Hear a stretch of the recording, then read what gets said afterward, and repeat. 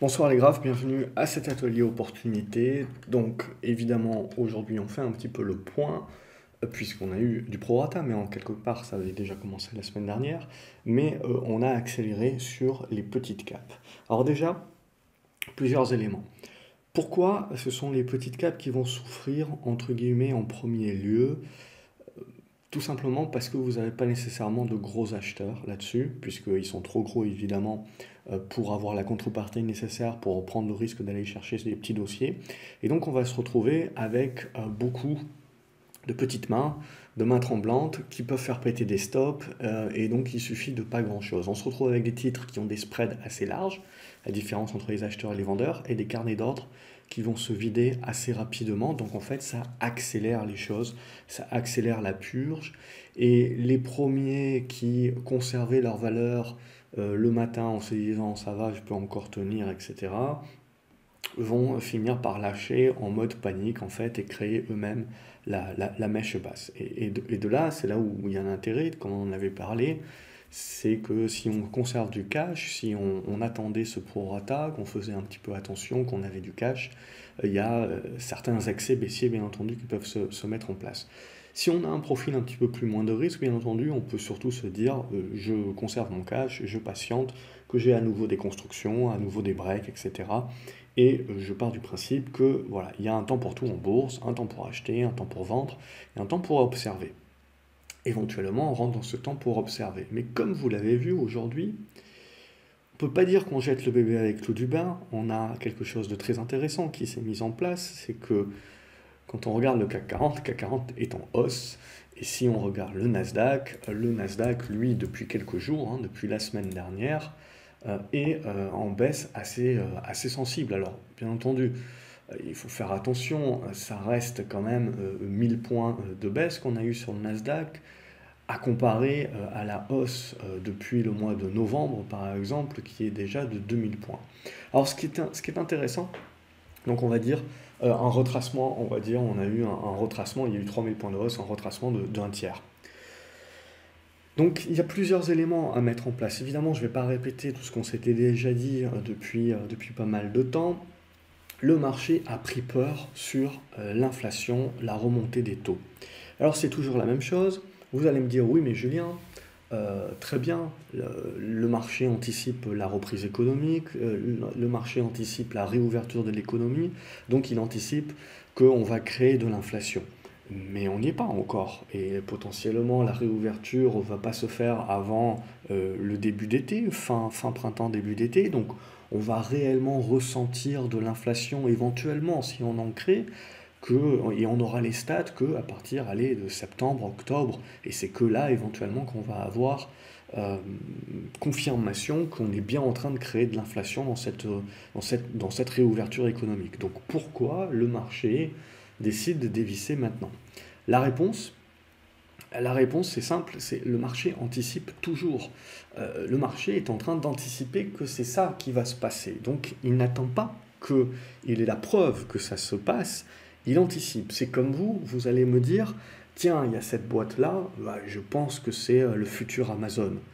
Vous allez attendre que cette boîte-là, de par ses chiffres, de par sa croissance et de par ce qu'elle va divulguer ensuite au marché, valide ce scénario-là pour acheter, ou vous allez l'acheter dès aujourd'hui en anticipant ce qu'elle va devenir. Donc il faut penser que les opérateurs, la bourse, ce n'est qu'un jeu d'anticipation. Et on anticipe. Et quand on se plante, on réajuste d'une manière assez violente parfois. Mais c'est ça qu'il faut bien intégrer, c'est qu'on est dans cette anticipation. Donc du coup, qu'est-ce qui se passe? Et je vais rester sur le Nasdaq, puisque ce que l'on voit donc, c'est que le CAC 40 résiste, et le Nasdaq, lui, a perdu 1000 points, a retracé un tiers de sa hausse depuis novembre. Donc il y avait deux choses qui se mettaient en place. On avait eu, lorsqu'on avait découvert le vaccin, d'ores et déjà, la vente quelque part de ces valeurs technologiques de croissance, où on était dans ce momentum de penser que on allait faire que nos achats sur Internet, on allait que faire des conférences Zoom. Non, avec les vaccins, on réalise que, ok, oui, grâce au Covid ou à cause du Covid, on a eu un boom de tendances qui étaient déjà en place, mais donc on a eu une accélération de ces tendances-là. Mais pour autant, demain, dans la réouverture économique, on va continuer d'aller dans les magasins, on va continuer d'apprécier une expérience au niveau des magasins, donc des foncières, etc. On va continuer de consommer d'une manière physique et non pas seulement que e-commerce et compagnie. Bref, et vous avez cette dualité qui se met en place. Et comme je vous dis souvent, on parle souvent de rotation entre les valeurs technologiques et les valeurs cycliques. C'est pas quelque chose qui se fait du jour au lendemain et c'est surtout pas quelque chose qui se fait en mode 0-100. Hein, on n'est pas all-in valeur technologique et puis on décide, on vend tout et on est all-in valeur cyclique. Non, c'est des pondérations qui se font, c'est-à-dire petit à petit on baisse son exposition aux valeurs technologiques et on augmente son exposition aux valeurs cycliques. On avait eu un premier mouvement donc à la découverte du vaccin en novembre où les portefeuilles s'étaient rééquilibrés en remettant des valeurs cycliques, mais ça ne veut pas dire qu'on avait abandonné les valeurs technologiques. Et là, maintenant, justement, qu'on commence à avoir la baisse des statistiques du Covid, etc., on est en train d'acter que le vaccin, qu'on va gagner tout simplement contre le Covid, et qu'on va réouvrir les économies, et que donc on continue de surpondérer ces valeurs cycliques par rapport aux valeurs technologiques. Et en parallèle de cela, on en avait parlé déjà depuis un moment, les taux qui est remonté déjà depuis un petit moment, eh ben, ça ne faisait rien au marché. Et comme je vous dis, vous avez toujours une période de digestion. Et là, je pense que c'est important d'avoir ce type de marché-là, parce qu'au-delà potentiellement de perdre de l'argent, oui, ça fait mal, oui, c'est jamais sympa, très bien, mais vous pouvez également, je pense que je peux vous dire tout ce que je vous dis. Ce qui est important, c'est de le vivre vous-même sur les marchés et potentiellement de payer l'addition pour comprendre toute la portée en fait de ce qu'on peut dire et intégrer les choses. Donc ça fait, donc ne le prenez pas mal, mais intégrez que ça fait partie de l'éducation en bourse. De perdre de l'argent, c'est finalement les leçons qu'on retient le plus. Donc du coup, ce que l'on a là, voilà, c'est quelque chose de retenir que le marché anticipe, mais de retenir aussi que tant que le momentum est fort, eh ben, vous pouvez avoir un certain nombre d'éléments qui n'arrivent pas à déclencher la baisse, mais qui sont là et qui sont petit à petit digérés par le marché, et ensuite on va déclencher la baisse en justifiant la baisse sur ces éléments-là, et vous allez me dire, oh, ouais, mais c'est n'importe quoi, et c'est pas nouveau, ça quand même. Ça fait la remontée des taux, et puis potentiellement, on a vu, ça a commencé à faire la une, etc. Ça fait quelques semaines quand même qu'on en parle. Alors on avait pu l'anticiper, on a pu dire, le jour où les taux remontent, il faudra faire attention. C'est à partir du niveau sur le 10 ans des 1,5 à 2% que réellement ça va impacter le marché. Mais ce qui est important de comprendre, c'est que donc vous avez ce momentum, et tant que ce momentum acheteur est fort, eh bien, il est capable d'encaisser les mauvaises nouvelles. Mais à partir d'un moment où la digestion est terminée, il va se mettre à baisser sur des nouvelles qu'on a l'impression que on les connaît déjà, et donc on a l'impression que c'est n'importe quoi ce que fait le marché, puisqu'il est en train de baisser sur des trucs sur lesquels il n'avait pas baissé il y a encore un mois. Mais c'est donc comprendre que en fait, un marché doit digérer les informations et petit à petit affaiblir les acheteurs avant de les retourner comme une crêpe. Et ça aussi, j'en profite pour réappuyer là-dessus et donc faire aussi de cet atelier une espèce d'atelier également d'approfondissement. Mais vraiment, donc pour bien qu'on puisse appuyer là-dessus. Et on appuie également sur le fait que l'on voit que donc, qu'est-ce qui fait le plus mal dans cette remontée des taux? Eh ben, c'est les valorisations. Quand les valeurs vertes, les valeurs technologiques, toutes ces valorisations qui étaient dans la capacité d'avoir des PER à 30, 40, 50, on s'était dit les dernières semaines, on est capable de les justifier tant que les taux sont bas et tant que les taux baissent, puisque vous le savez, de la manière dont on calcule les valorisations des sociétés, on va utiliser les profits futurs, on va anticiper les profits futurs et on va les actualiser. Et on va les actualiser avec un taux sans risque. Et ce taux sans risque, donc, on va dire que c'est le 10 ans américain. Et si ce 10 ans américain, on anticipe également que dans les années à venir, il continue de baisser, eh ben, ça fait que les profits d'aujourd'hui, les profits de demain valent toujours plus, et que donc on peut éventuellement être à un PER de 50, mais si les taux sont bas et continuent de baisser, voire même vont sur du négatif, admettons, on est dans des justifications de valorisation qui sont exponentielles. Et dès que justement ben, vous cassez ça, et ces valeurs de croissance, elles tiennent sur ça, elles tiennent uniquement sur ça, puisque vous n'avez pas, sur ces valeurs de croissance, pour justifier de la valorisation, eh ben, vous avez la croissance du chiffre d'affaires, vous avez éventuellement la croissance des profits, vous avez au niveau des actifs, par contre, une valeur d'e-commerce, etc., il y a très peu d'actifs. Donc, quand vous avez des valeurs de croissance, vous ne pouvez pas justifier d'un socle de valorisation en regardant les capitaux propres, en regardant les actifs. C'est en règle générale, vous explosez complètement et vous êtes à 3, 4, 5, 6 fois éventuellement les capitaux propres et vous êtes à des PER de 30, 40, 50, voire 100 pour certaines actions. Mais tant que vous avez un momentum acheteur, tant que vous avez des gens qui veulent croire à une histoire qu'on leur raconte et ont confiance dans cette histoire-là, et tant que vous avez ce momentum de la tendance, et que vous avez des taux qui restent bas et qui continuent de baisser éventuellement, vous pouvez continuellement justifier d'une hausse, puisqu'il n'y a rien qui vient le remettre en cause. Alors oui, vous pouvez dire c'est cher, mais les gens qui disent c'est cher les valeurs vertes aujourd'hui, c'est cher Tesla, etc., et c'est normal que ça se prenne une benne, et enfin ça se prend une benne, etc., ces gens pouvaient tenir le même discours il y a un mois, il y a 2 mois, il y a 3 mois, il y a 5 mois, il y a un an. Et entre-temps, ces valeurs ont doublé, triplé, quadruplé, quintuplé.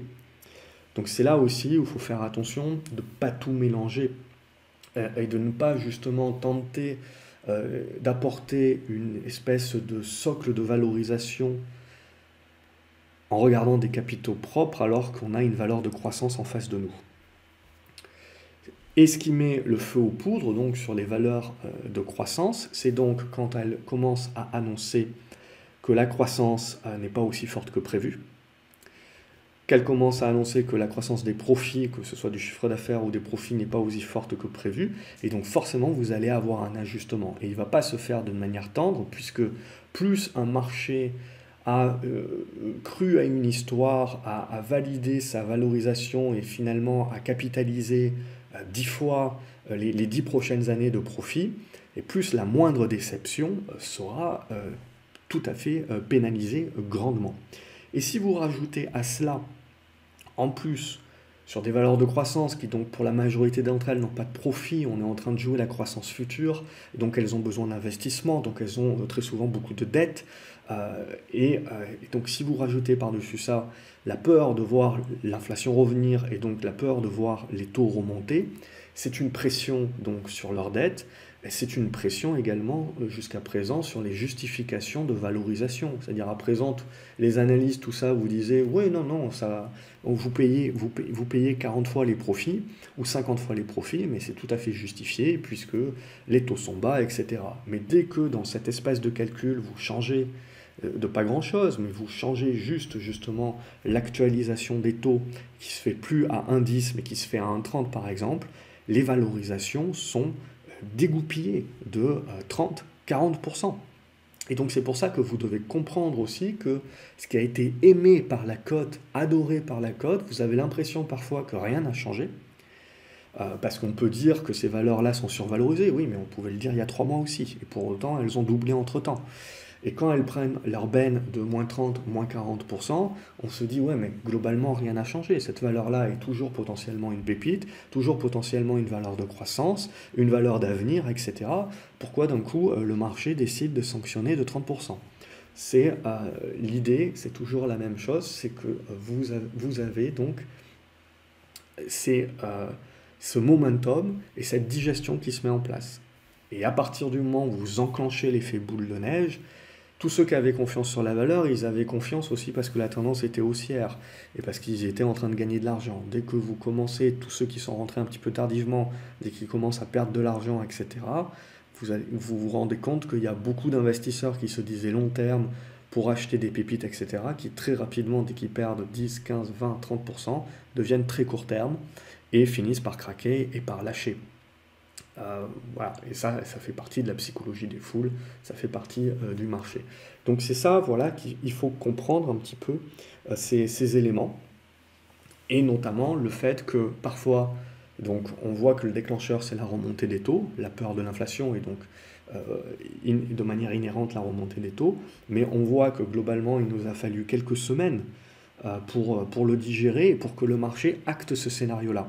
Et à partir du moment où il acte, par contre, on voit que on voit qu'on a un réajustement qui est très rapide, qui se met en place très rapidement, puisque non seulement il y a les premières personnes qui font des rotations, mais après c'est l'effet boule de neige, où derrière vous allez avoir les déclenchements de stop, et plus c'est liquide et plus ça peut purger, et puis derrière ça commence à faire peur, ça panique, ça jette le bébé avec l'eau du bain. Ce qui nous permet sur ces valeurs-là d'avoir des prorata très importants. Et comme je vous le dis souvent, ce qui est important sur ces valeurs-là, c'est pas de penser qu'on va les jeter. Les valeurs qui ont été stars de la cote, je pars du principe que quand elles connaissent leur prorata, c'est intéressant d'acheter leur premier rebond. Alors l'idée, bien entendu, c'est d'acheter graphiquement, techniquement parlant. Hein, on n'achète pas fondamentalement.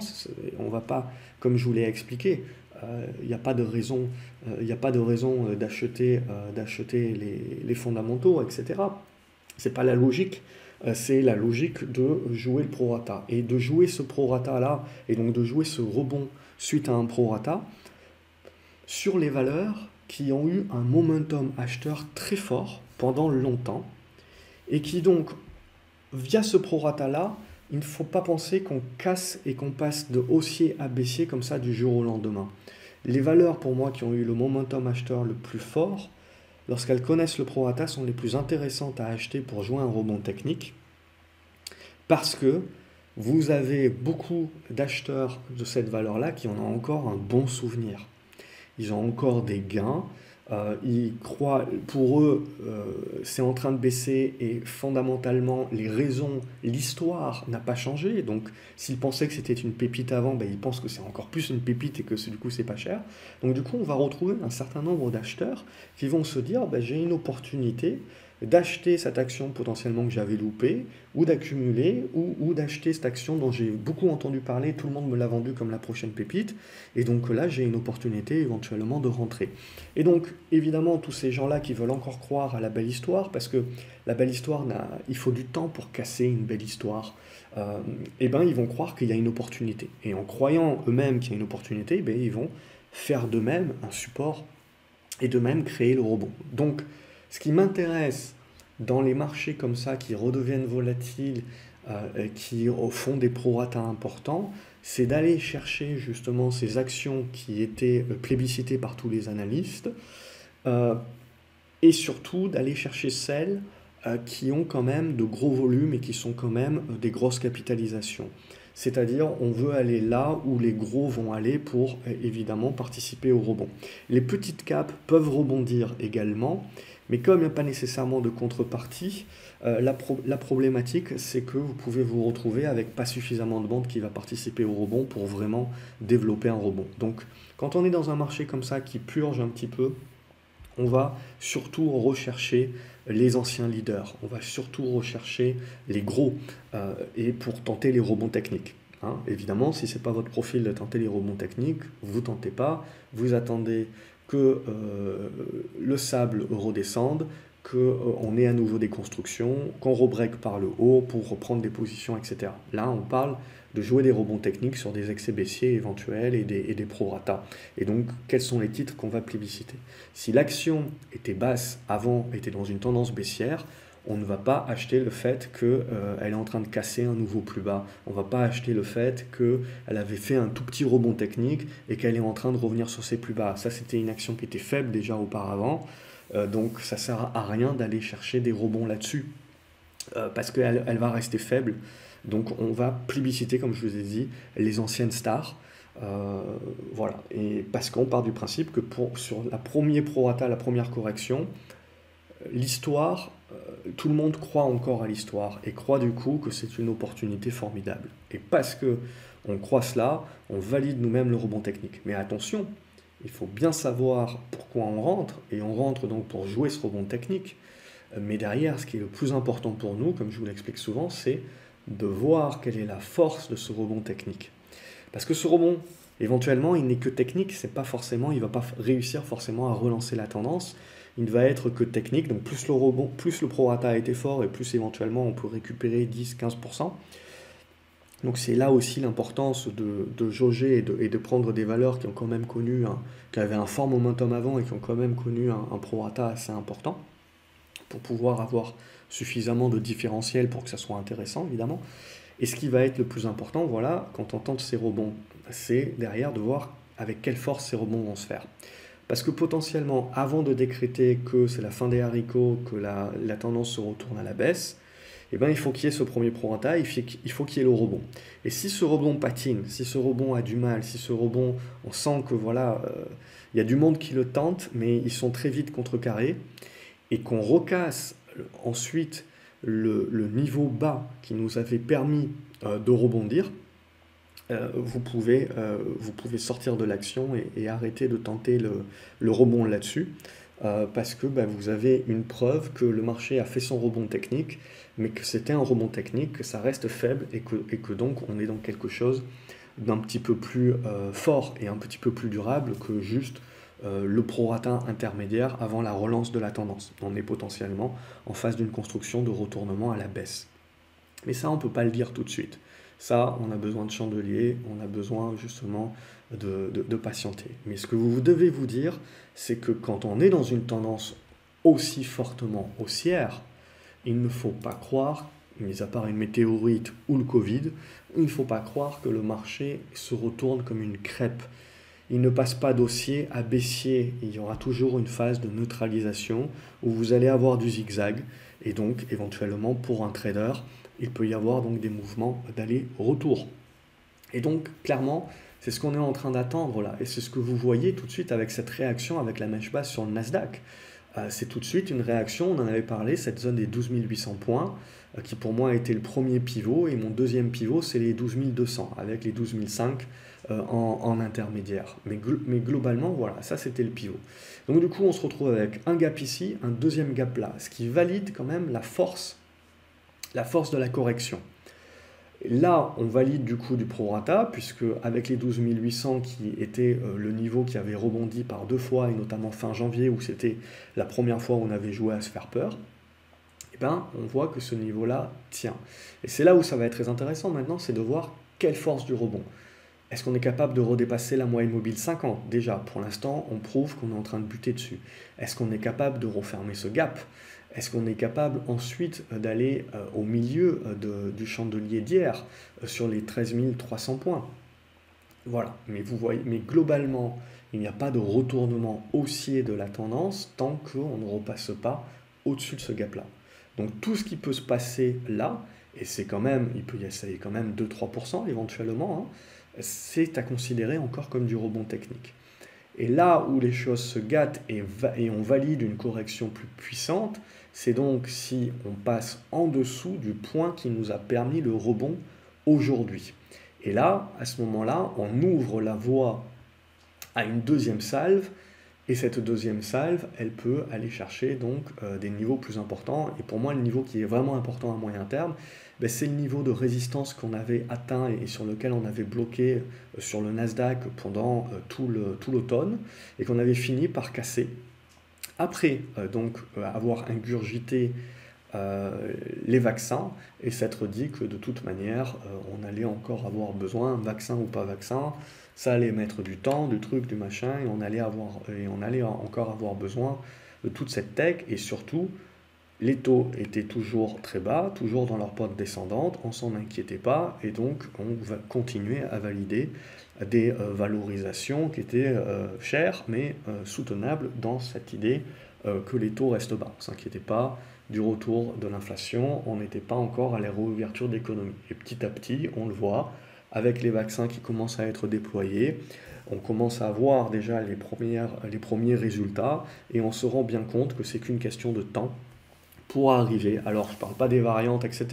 Je ne parle pas de ce qu'on ne connaît pas et ce qui pourrait arriver pour nous remettre dans le caca, bien entendu, mais dans les conditions, ce que l'on connaît aujourd'hui, en gros, on a confiance et on valide le fait que on est dans la capacité, une fois que la moitié de la population, alors la moitié, une fois, euh, bien entendu, c'est la logistique, bien entendu, c'est compliqué, bien entendu, ça prendra encore beaucoup de temps, mais globalement, on sent qu'on est en train de repartir pour une réouverture et en gros de réavoir confiance qu'au moins, je dirais jusqu'à septembre-octobre, on ne devrait pas avoir de nouvelles vagues et si on en a une, avec pas mal de vaccinations, on devrait pouvoir s'en sortir un petit peu mieux.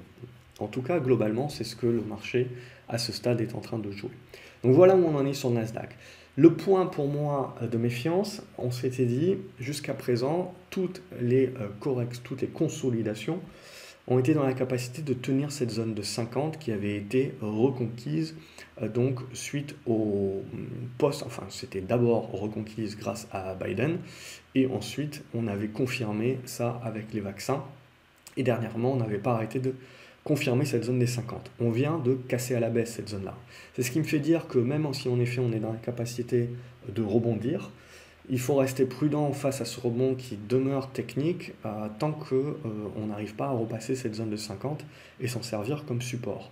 Donc le risque primordial évidemment c'est de faire ce rebond-là et de le considérer technique tant que c'est un pullback sur cette zone de 50. Et donc le risque évidemment c'est de faire le rebond technique, de faire le pullback sur la zone 50 et de repartir derrière à la baisse et d'aller chercher potentiellement plus bas. Là ce que l'on voit, la zone de RSI qui tient, on voit c'est la zone de 40. Elle a tenu, à chaque fois qu'on a cassé la zone des 50, c'est cette zone des 40 qui, jusqu'à ce stade, avait tenu le Nasdaq. Donc on voit également que, outre cette zone des 50, cette zone des 40 est importante. Donc si on veut éviter de jeter le bébé avec l'eau du bain, il faut se dire que le moment où le marché peut rentrer dans une panique et commencer à capituler, commencer à balancer pas mal et potentiellement aller très rapidement chercher les 12 200, c'est si on lâche cette zone des 40 sur le RSI. Donc entre-temps, on ne sait pas si en effet on ne fait pas le rebond technique maintenant et on va chercher directement la panique, ou on fait le rebond technique et on va chercher le panique après, ou il n'y a pas de panique du tout, on fait le rebond technique, on arrive à retenir, à se remaintenir au-dessus de la moyenne mobile 50, repasser les 50 du RSI, s'en servir à nouveau comme support, et on construit quelque chose plutôt à plat en attendant de savoir si on repart par le haut ou si on casse par le bas. Voilà, c'est simple, c'est une question de scénario, et on est là en attente que le marché se décide à privilégier un scénario plus qu'un autre. Si on regarde maintenant en hebdomadaire, ce que vous avez, c'est cette zone des 50 également qui sert de support en hebdomadaire. Et regardez, on est en train de revenir sur la moyenne mobile 20. Alors on est en train déjà de faire de la mèche. Donc pour moi, voilà, à ce stade-là, c'est une consolidation au prorata qui ne remet rien en cause. Ce qui va nous intéresser maintenant, c'est la suite de cette semaine. C'est là où ça va être très intéressant. Et si on lâche cette zone ici des 12 007, 12 008, outre la zone des 12 005, c'est cette zone des 12 002 qui va nous intéresser. Alors 12 002 jusqu'à 12 000 points éventuellement, pour ne pas parler encore de cette oblique-là. Mais globalement, vous vous rendez compte, comme je vous l'ai souvent dit, la problématique là, et ce que je vous ai dit, le risque c'est la volatilité. Pourquoi? Parce qu'on est tellement monté haut, vite et fort, que les moyennes mobiles sont très écartées. Donc le marché, il peut consolider de deux façons. Soit il peut consolider comme ça, boum, et il rebondit, et puis il fait quelque chose plutôt à plat, en mode zigzag, où on va s'ennuyer ferme, et ça va emmerder tout le monde. Mais ça permet aux moyennes mobiles de remonter au contact des cours. Ou on décide de jouer la panique, on casse ces moyennes mobiles, et comme les autres moyennes mobiles suivantes sont très écartées, ce que je vous dis là, ça vaut pour un indice, mais ça vaut pour toutes les actions, eh ben, on peut aller purger éventuellement très rapidement. Donc du coup, si vous avez du cash, etc., jouer les épuisettes et ce genre de choses, ça peut valoir le coup en fait sur des paniques de marché qui vont chercher très rapidement des Bollinger basses ou des moyennes mobiles 50, etc. Et là, ça peut valoir le coup de tenter les épuisettes, éventuellement, même si c'est pas votre profil. Et voilà un petit peu comment il faut comprendre les choses. Et du coup, si on revient au CAC 40, on revient sur le CAC 40 et on se dit, qu'est-ce qui se passe aux US chez nous, tranquille. Tranquille, pourquoi? Je pense que pour le comprendre, il faut juste regarder les variations de la journée. Regardez au niveau des baisses, essentiellement des valeurs technologiques et des valeurs vertes et des valeurs biotech ou e-commerce, hein, globalement des valeurs qui avaient été fortement plébiscitées et qui étaient en mode x2, x3 dernièrement. Mais globalement, on sent voilà, qu'on a vendu ces valeurs-là, on a pris ses profits sur ces valeurs-là de manière appuyée. Et donc, on joue là aussi. Il ne faut pas se dire en regardant le CAC 40, en France, nous, tout va bien. Non, non. Si on regarde le détail, on voit bien en effet que chez nous aussi, on joue cette crainte de remonter les taux. Alors, si on regarde, là c'était les taux américains, mais si on regarde les taux européens, on est toujours en taux négatif, hein. Mais on a une remontée quand même. Et donc pour moi, ce qui est très important, ce que je n'ai pas dit plus tôt, c'est de bien faire attention à deux choses. La première chose, c'est que voilà, on se dit la peur des taux, la peur de l'inflation, etc. Et comme je vous ai dit, potentiellement, c'est que dans 6 mois qu'on le saura. Donc quand vous avez Powell aujourd'hui qui fait son discours, bien entendu qu'il va vous dire ce qu'il a dit. Bien entendu qu'il ne va pas changer son discours, puisqu'il n'a aucune matière statistique pour dire « Ah oui, oui, il y a de l'inflation, et donc en effet, il faut qu'on revoie notre discours. » Et puis, ce qu'on s'était déjà dit il y a quelque temps, quand il avait fait son discours, je ne sais plus, il y a 8 mois, 9 mois maintenant, il avait dit « Dorénavant, je suis prêt à maintenir les taux bas, même si je dois accepter de l'inflation supérieure à 2%. » Ce qui veut bien dire ce qu'il veut dire. Ça veut dire qu'il ne va pas anticiper. Ça veut dire qu'il n'anticipera pas la surchauffe, ça veut dire qu'il va laisser la surchauffe se faire, et après coup, avec un temps de retard, il ajustera les taux éventuellement. Ça veut dire qu'on est prêt à la surchauffe. Ça veut dire quoi quand on est prêt à la surchauffe? Et c'est de là devient tout le discours et toute l'étude et tout ce qu'on se dit sur la rotation sectorielle et sur le fait que les valeurs qui vont être défensives éventuellement si l'inflation se met en place, eh ben, c'est toutes les valeurs value. Et les continents qui ont le plus de valeur value, c'est le Japon par exemple et l'Europe. Et que donc ça peut faire des repondérations au niveau des fonds, des repondérations au niveau des portefeuilles et éventuellement revoir qu'on a une Europe qui tient mieux que la partie technologique, croissance des US par exemple. Puisque si on regarde le Dow Jones, évidemment, ça va beaucoup plus coller à la partie value. Et donc évidemment, dans un monde qui redevient inflationniste, où les taux remontent, eh ben, on se remet à penser énergie. Et donc valeurs pétrolières et compagnie, et parce que vous avez des actifs, et donc on peut valoriser ces actifs, et ça vous donne un socle. Et donc du coup, l'investisseur qui a peur de perdre son pognon, eh ben, il revient sur les valeurs value. Pourquoi? Parce que ben, au moins là, même si les taux remontent, et si les taux remontent, eh ben, je peux actualiser la valorisation de mes actifs. Là, j'en ai, j'ai du concret, j'ai du tangible, et donc du coup, ça me donne un socle de valorisation. Donc je me dis, cette valeur-là, elle vaut tant. Et donc du coup, que quand je l'achète, quelque part, mon risque est déjà déterminé. Et donc ça, évidemment, quand on a un marché qui commence à se chercher, on va aller chercher du réconfort là-dessus, puisqu'on est capable de justifier facilement les achats de ce type de valeur-là. Et on a pu voir notamment que Warren Buffett est également en train d'acheter de l'énergie, etc.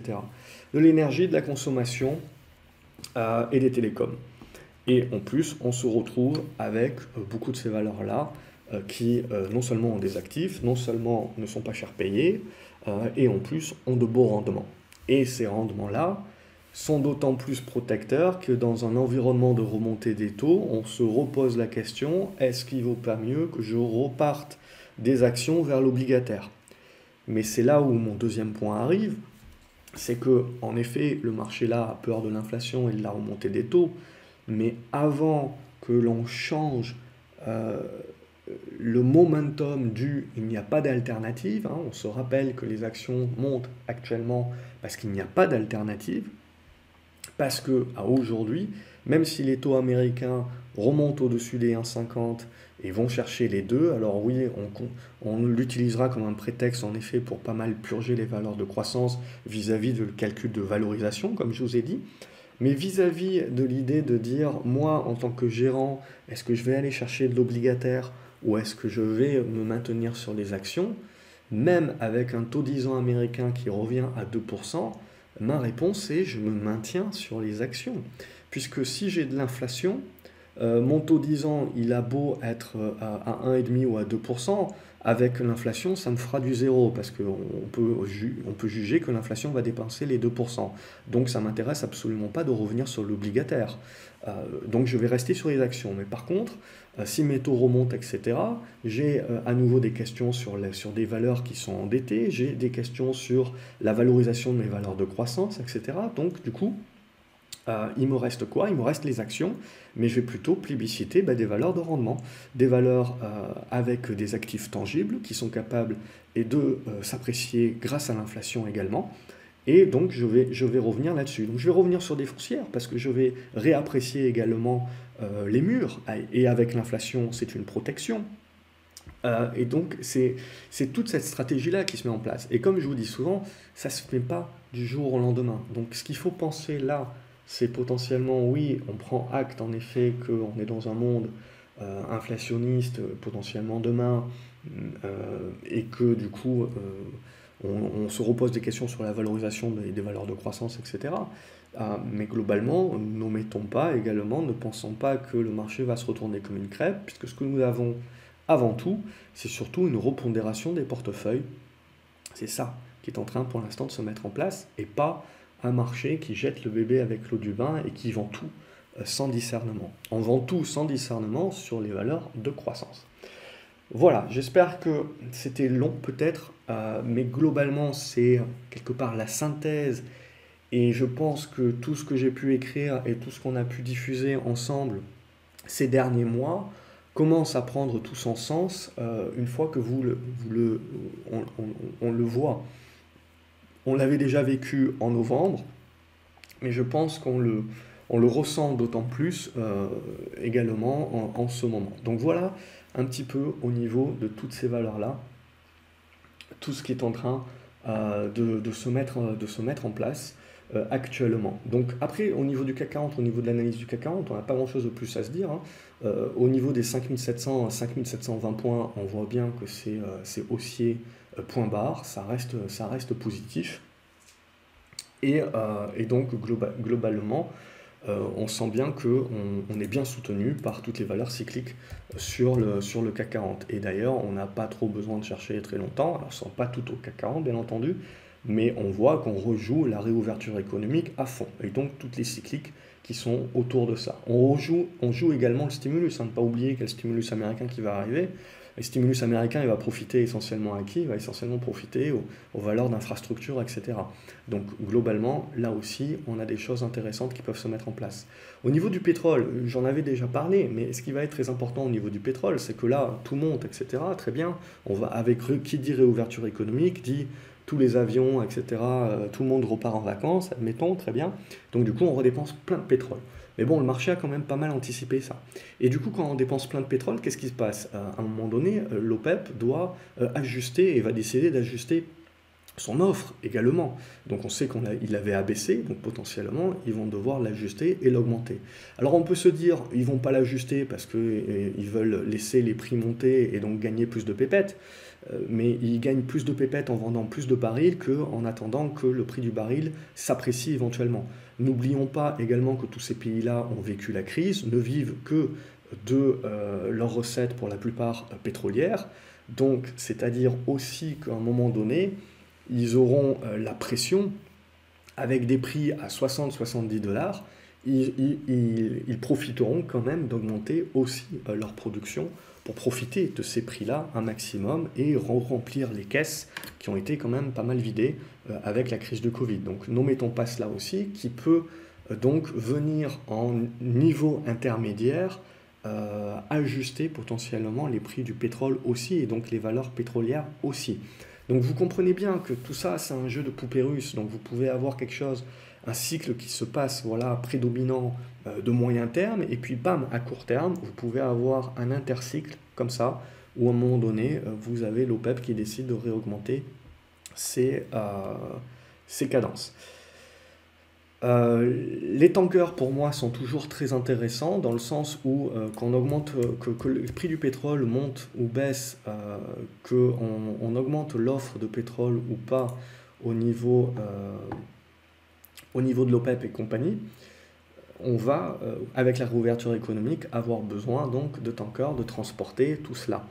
Et du coup, comme je vous avais fait un post il y a un petit moment, les flottes sont quand même assez vieillissantes, et donc là aussi, on peut se retrouver avec un shortage d'offres. Sauf que la différence là, c'est que c'est un petit peu plus compliqué pour fabriquer des bateaux, un petit peu plus long.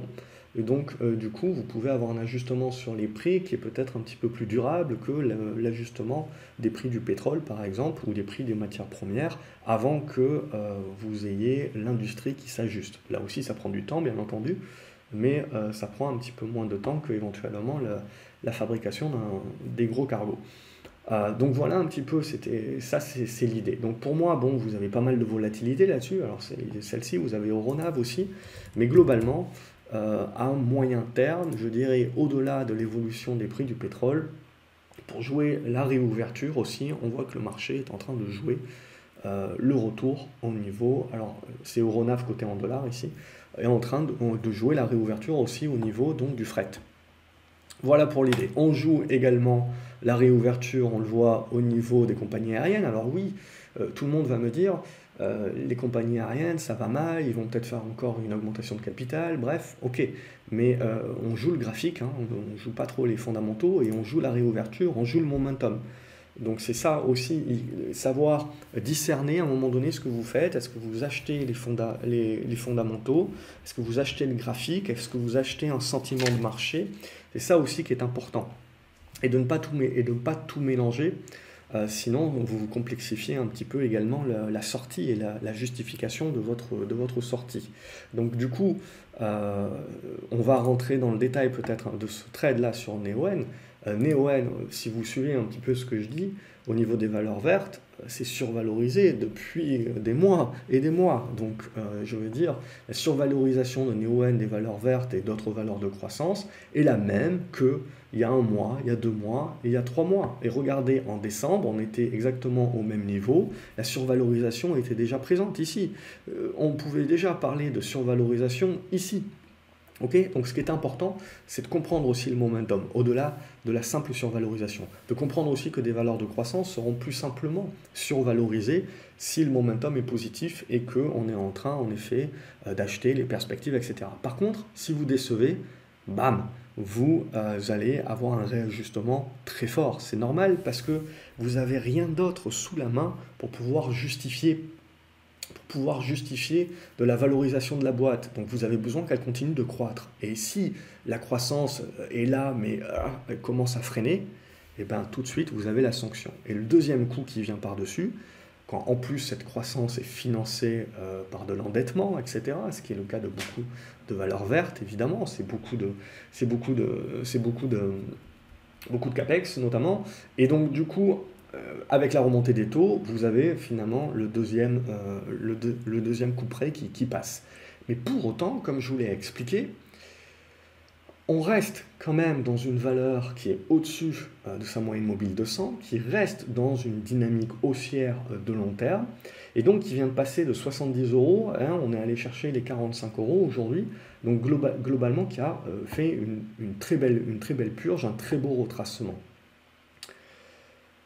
Et donc là, l'idée, c'est quoi? L'idée, c'est pas de se dire j'achète Neoen parce que c'est pas cher, je crois aux fondamentaux et je crois aux perspectives. Alors potentiellement, oui, vous allez me dire j'achète parce que Neoen, dans 10 ans, c'est superbe. Ok, ça se discute, c'est comme les goûts et les couleurs, ça se discute pas.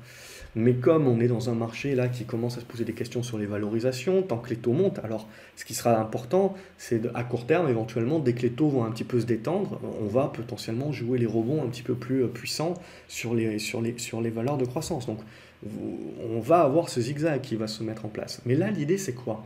L'idée, c'est juste de profiter d'une valeur qui était la star de la cote, la star des analystes, la star de tous les mecs qui ne vous parlaient pas de valorisation au moment où il fallait parler de valorisation.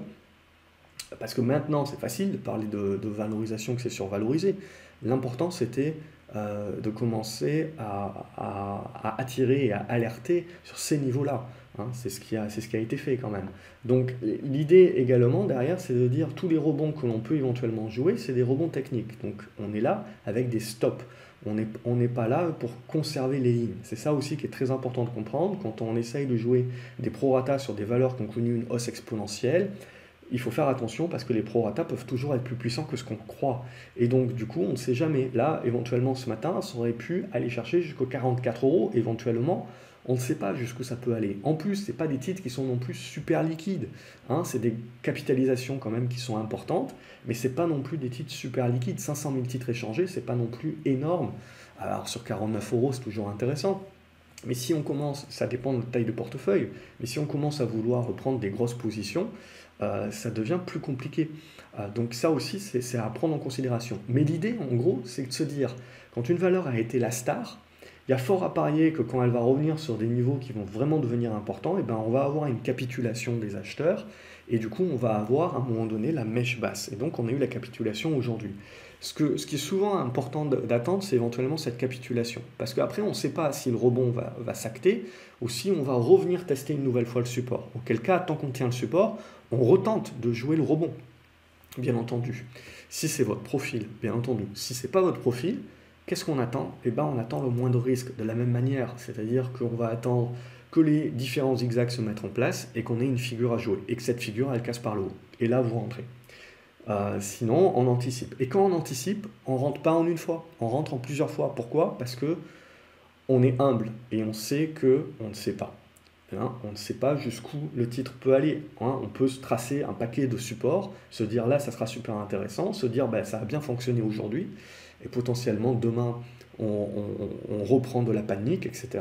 Et on va creuser sur 44 euros. Donc on n'en sait rien. Donc ce qui est important, c'est que quand on prend ce type de trade, on est réactif. Et après, on rentre en plusieurs fois.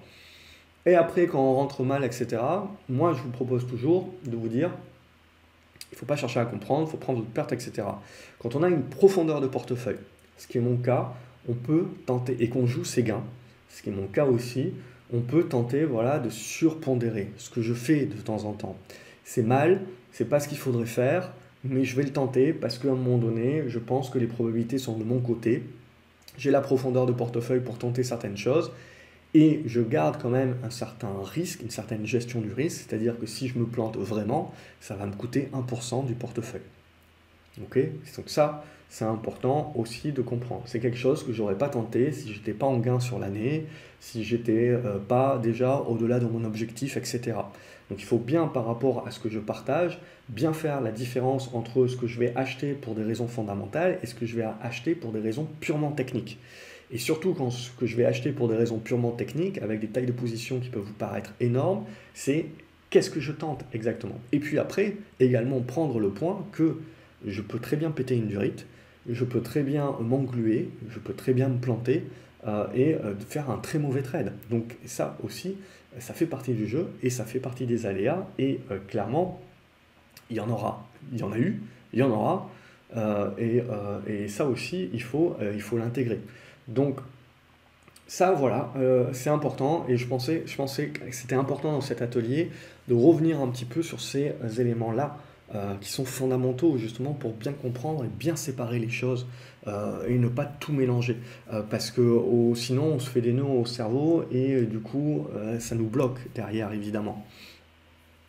Donc voilà un petit peu pour cette idée. Et globalement, ce qu'il faut se dire, c'est que le marché a tellement donné qu'on en avait parlé, mais qu'à un moment donné, on sait bien que le marché va nous faire du prorata. On ne sait pas l'anticiper. Donc, c'est-à-dire que, comme Peter Lynch dit, on a perdu bien plus d'argent en bourse à vouloir anticiper la fin de la fête plutôt que d'attendre la fin de la fête et de se prendre la baffe pendant la fin de la fête. Et ce qui veut dire, c'est pas l'argent que vous avez perdu éventuellement en étant sorti trop tôt, c'est l'argent que vous n'avez pas gagné. C'est-à-dire que d'avoir peur de se prendre une baffe, on vend trop tôt et on ne participe pas aux hausses exponentielles qui ont eu lieu. Et honnêtement, quand on voit les hausses exponentielles que nous avons eues, surtout depuis le début de l'année, les prorata que l'on prend sur les petites caps et sur les petites caps américaines peuvent paraître énormes, Mais il faut savoir que très souvent, c'est des valeurs qui n'ont aucun fondamentaux. Donc, leur hausse, leur tendance ne repose que sur de la spéculation.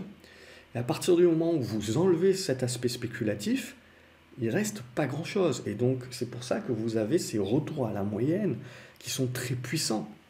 C'est ça aussi qu'il est important de comprendre sur les marchés, c'est que quand on joue une valeur qui est purement spéculative, vous pouvez jouer une tendance, vous pouvez jouer une configuration graphique, mais vous devez savoir que si à un moment donné, pour une raison X ou Y, le marché décide d'enlever cet aspect spéculatif, et c'est la même chose pour moi pour le Bitcoin, c'est la même chose pour tout un tas d'actifs qui sont à leur niveau avant tout pour des raisons spéculatives et non fondamentales. Alors vous avez toujours un socle fondamental, mais comme je vous l'ai dit, sur les valeurs de croissance, sur les valeurs sur lesquelles on rêve et on croit à une histoire, c'est la part, le socle fondamental et le delta entre le socle fondamental et l'aspect spéculatif est énorme. C'est l'aspect spéculatif qui fait 80% de la valo.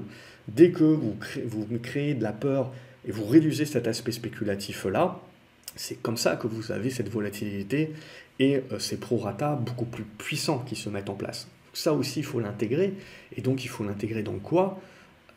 Dans votre gestion de taille de position. C'est-à-dire que oui, dernièrement, on fait beaucoup de spéculation. Oui, on sait qu'à un moment donné ou à un autre, on se prendra une claque. Oui, on accepte que on continue de jouer jusqu'à se prendre la claque. Oui, on finit par se prendre la claque, mais on se prend la claque avec des tailles de position adaptées. C'est là où c'était important. Je vous avais mis des messages également ces dernières semaines où je vous avais dit que ce n'est pas le moment de se surexposer. C'est le moment de se sous-exposer. De continuer à jouer les signaux, mais de ne pas le faire en se surexposant, c'est-à-dire en ayant eu l'impression, comme je le sentais, qu'on avait loupé beaucoup de trains, et donc en se disant je vais mettre plus d'argent pour pouvoir quelque part regagner ce que je n'ai pas réussi à gagner. Il n'y a rien de pire en bourse. Voilà, donc on sait qu'on est dans un marché qui va se chercher dorénavant. On attend de voir les rebonds techniques, la force des rebonds techniques pour pouvoir juger de la chose. Et pour les personnes qui sont là plus en mode suivi de tendance, qui sont là plus en mode moins de risque, etc., eh ben, il faut savoir qu'il va falloir attendre potentiellement que le zigzag se mette en place et nous construise des figures. Et donc on passe en mode observation, on passe en mode attente, on passe en mode j'attends que le marché me donne des configurations qui me permettront d'avoir des probabilités de succès pour jouer les cassures à la hausse ou à la baisse, suivant ce que je décide de faire, etc. Voilà, et globalement, on voit toutes les valeurs cycliques, donc que ce soit ADP et compagnie, qui sont en train d'être plébiscitées, donc on sent que on commence à les rajouter dans le portefeuille. Ça ne veut pas dire qu'on abandonne complètement les valeurs de croissance, je n'y crois pas. Je crois au contraire que les valeurs de croissance auront leur prorata, le prorata qu'elles méritent. Je pense que c'est sain, je pense que c'est nettoyer également le marché de la spéculation un petit peu trop forte qu'il y avait. Et je pars du principe que c'est mieux de le faire tôt que trop tard, puisque on ne fait que renforcer la force du prorata et potentiellement casser finalement la motivation, parce qu'il ne faut pas oublier que quand vous avez des petites capes comme ça, des valeurs spéculatives qui perdent 20 ou 30%, on va casser le moral, on va laisser des traces. Donc c'est là aussi se dire oui, je joue le rebond, mais ce qui est important dans également la force du rebond, c'est qu'on va voir si on a vraiment laissé beaucoup de traces. Soit on remonte tout d'un coup et on sent que il y a énormément de cash sur le marché et que donc du coup perdre 20 ou 30% apparemment, ça ne limite en rien la volonté de continuer de spéculer, ou au contraire, dans les rebonds, on va sentir que c'est mou, on va sentir qu'on a du mal, et là, on va se répéter que ça aura laissé des traces, et que donc, en fait, on aura cassé, tout du moins à court terme, un petit peu les pattes de la spéculation.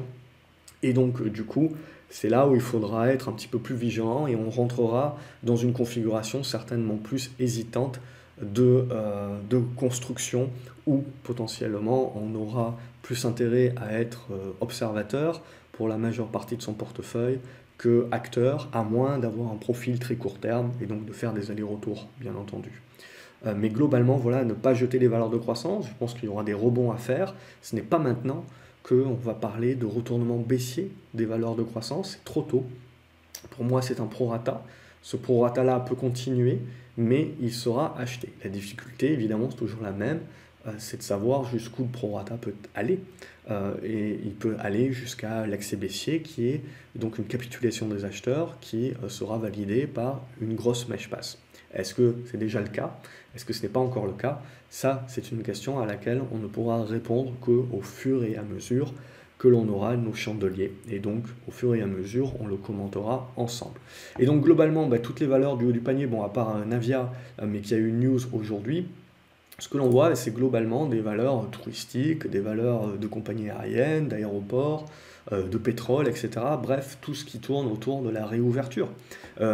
Donc on voit également les compagnies des Alpes qui cassent par l'eau, mais globalement, on voit que graphiquement parlant, ces configurations-là avaient mis plusieurs mois à se mettre en place, mais pour autant, on le voyait, c'était de très belles configurations. Donc là aussi, on n'a que la validation, ce n'est pas une surprise en tant que telle aujourd'hui, mais on a la validation finalement de ce qui se mettait déjà en place ces dernières semaines. C'est juste que, voilà, vous arrivez à la fin de la digestion et on voit que le réveil est quand même assez violent pour un certain nombre de valeurs. Également, ce que je vous invite à regarder, donc, c'est toutes les valeurs télécom qui versent également pas mal de dividendes, donc les valeurs pétrolières aussi, etc., bien entendu. Et c'est pas nouveau, je ne vous invite pas à les regarder maintenant, ça fait un long moment qu'on les regarde, et je vous avais fait plusieurs propositions, notamment sur le site membre de l'Académie. Déjà depuis plusieurs week-ends, avec plusieurs synthèses, donc j'espère que quelque part, même si on apprend que en faisant soi-même les erreurs, etc., j'espère que quelque part, ça a pu quand même vous aider au moins à amortir le choc, c'est le but. Évidemment, hein, le but, c'est pas de ne pas perdre, hein, on gagne moins à vouloir ne pas perdre. Le but, c'est de quand les marchés se retournent contre nous, etc., d'essayer d'aller chercher là où le marché est, en l'occurrence les valeurs cycliques, et d'essayer de le perdre le moins possible et de sauvegarder avant tout le capital. C'est avant tout ça qui est important, quitte même à louper des opportunités de rebond, on s'en fout. Ce qui est important, c'est de sauvegarder le capital et ce qu'on a fait jusqu'à présent. Ça permet de sauvegarder le capital mental. C'est ça qui sera important pour plus tard, ne pas avoir les mains qui tremblent quand on aura à nouveau des configurations qui seront intéressantes pour votre profil, pour rentrer, etc.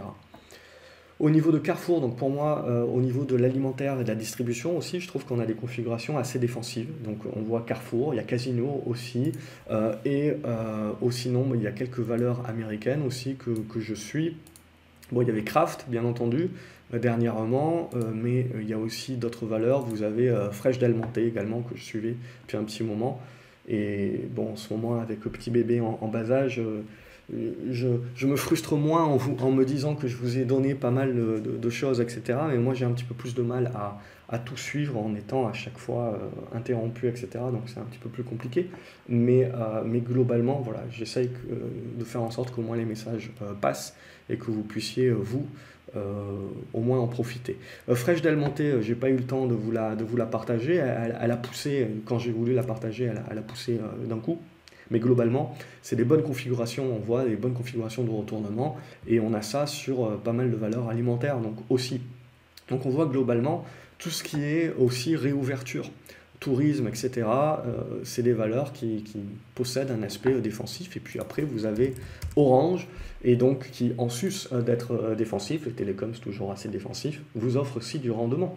Donc là aussi, du rendement au-dessus de l'inflation potentielle et donc de la remontée des taux, là aussi pour moi, c'est des actions qui vont continuer à être plébiscitées par les gros, puisque c'est des actions qui vous donnent un socle fondamental, un socle de rentabilité, et donc un socle dans l'idée de dire j'ai pas d'alternative, et bien aujourd'hui j'ai pas d'alternative, c'est pas les valeurs de croissance, c'est finalement les valeurs de rendement, les valeurs avec des actifs tangibles, parce que dans un monde inflationniste, dans un monde de taux qui remontent, eh ben, je sais que si mon rendement est supérieur et que j'ai des actifs, j'ai finalement une marge de sécurité. Et c'est ça que je vais rechercher avant tout en mode protecteur. Et après, si jamais on a une rebaisse des taux, etc., là, on repassera dans le monde où je reprends du risque, je me remets à valoriser, à accepter à nouveau des valorisations importantes et de prendre du risque sur les valeurs de croissance. Et ça, on risque de connaître le zigzag à court terme, mais ce qui est important, c'est de prendre le recul et de voir les choses qui se mettent en place. Je vous avais écrit plusieurs articles, je pense, sur le dernier mois, sur le site membre, sur ces éléments-là, notamment. Voilà.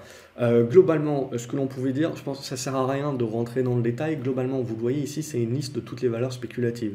Vous voyez, tout prend des shoots. Pourquoi? Ben parce que c'est des valeurs dont la tendance ne reposait que sur la spéculation. Donc, vous allez avoir des rebonds au prorata aussi, bien entendu.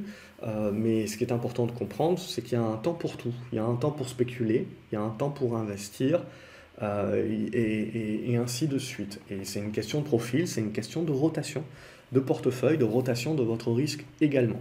Donc voilà un petit peu où on en est. Je pars du principe que pour moi, le monde ne touche pas à sa fin. Et donc aujourd'hui, c'est pas dire la croissance ça vaut rien, je prends que des cycliques. C'est jamais all-in, all-out, hein, la bourse. Je pense qu'il y aura de la volatilité, je pense qu'il y aura des rebonds et ainsi de suite, et que donc on va pouvoir plébisciter et continuer. Ce qui est en train d'avoir lieu, c'est une repondération, c'est-à-dire qu'on est en train de rééquilibrer les portefeuilles et petit à petit, comme je vous avais expliqué il y a déjà quelques semaines, les gérants vont rentrer un petit peu plus de valeurs cycliques et réduire un petit peu leur exposition aux valeurs de croissance. Mais ils font pas du all-in cyclique et all-out croissance, non. C'est pas eux qui sont en train de faire actuellement. Et je pars du principe que les prorata, même s'ils ne sont pas terminés, déclencheront quand même des achats vus comme des opportunités sur ces valeurs de croissance. Ce qui sera très intéressant donc à identifier ensuite, c'est la force des rebonds. C'est ça qui nous en dira beaucoup plus sur la suite à donner et la suite à privilégier sur ce printemps 2021. Voilà, j'espère que la vidéo était claire, a permis peut-être de répéter un certain nombre de choses, puisque c'est des choses qu'on a déjà pu dire, mais le fait de les répéter avec la réalisation là, et pas seulement en simple scénario, peut-être que ça vous aide à l'intégrer et que ça vous servira pour plus tard, puisque ce qu'on décrit là, c'est un éternel recommencement à plus ou moins brève échéance. Ça se passe toujours comme ça, et ainsi de suite. Voilà, excellente journée ou soirée suivant quand est-ce que vous regardez la vidéo, et je vous dis à demain donc sur l'Académie des Graphes pour commencer à voir déjà peut-être quelques rebonds, la force des rebonds et la continuation du procédé actuel. Excellente soirée une nouvelle fois les graphes, et à demain, salut.